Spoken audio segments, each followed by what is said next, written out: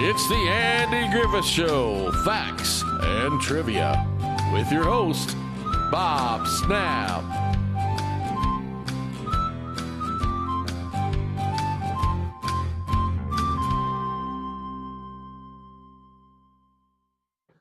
Hi guys, welcome to the Andy Griffith Show, Facts and Trivia. Appreciate you being here. Today's video is your questions. So far, so good. We're trying it again this weekend.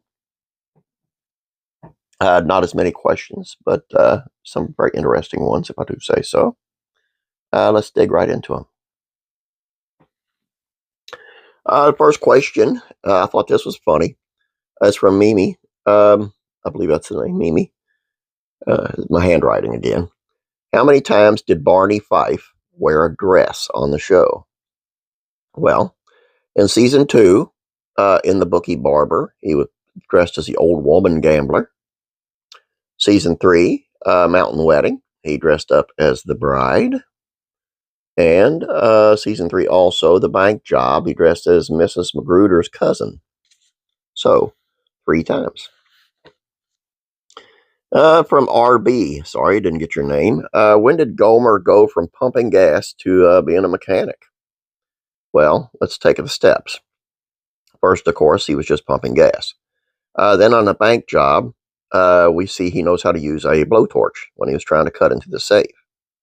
In Barney's first car, we know that he was driving Wally's tow truck, so we know he drove a tow truck.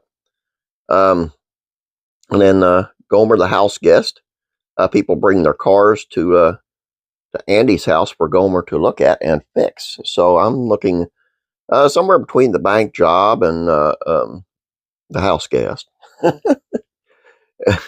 Another one of Mayberry's continuity issues. Okay, Vicky. What happened to Barney's girlfriend, Hilda May? You know what? It was never mentioned.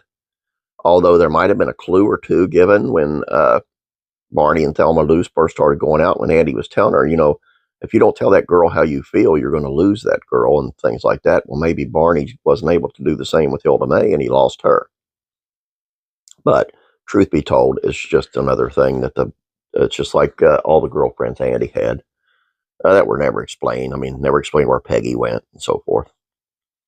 Andrea, was there an episode that Andy regretted doing? Not that I could find. None that I could find. He did regret smoking on the show. Of course, he had no idea that the show was going to be running reruns for 60-some years and on. So he regretted smoking on the show because it was seen so many times, and it's not a real good, I guess, role model type thing, I guess. Mr. Vacation, dig your name. Which episode did Andy cover Barney with the blanket as a practical joke? Now, I'm not sure, but I believe it was Cousin Virgil. I tried finding this, and I found a video of the practical joke, and it looked like it was the lead-in to where Barney was asking for help and his cousin was coming. So this is simply a guess, and I'm telling you it's a guess. Cousin Virgil. Andy, not Andy Griffith, just Andy. Have Jack Nicholson or Rob Reiner spoke about their time on Tags? I was sure hoping to find something on this, but I could not find a thing. So probably not. I'm not saying they didn't, but I just couldn't find it. Christy, did Maggie Peterson, who played Charlene Darlin, actually sing? Yes, she did. And she actually sang with the Dillards on stage many times. Dillards being the Darlings, of course. David, which TV or movie roles do I, Bob, like of Don Knotts? Well, Mr. Lippet, The Ghost of Mr. Chicken, one of my favorite of his movies. Also like The Apple Dumpling Gang. And I'm one of the few Andy fans that thought he did great in Three's Company as Mr. Furley.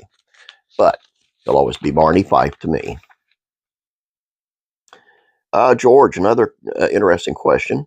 Andy Griffith showed time slots. What were the time slots in CBS back in the day when they were originally shown? Well, let's see. October 1960 through September of 64. It was on Monday nights at 9:30 to 10.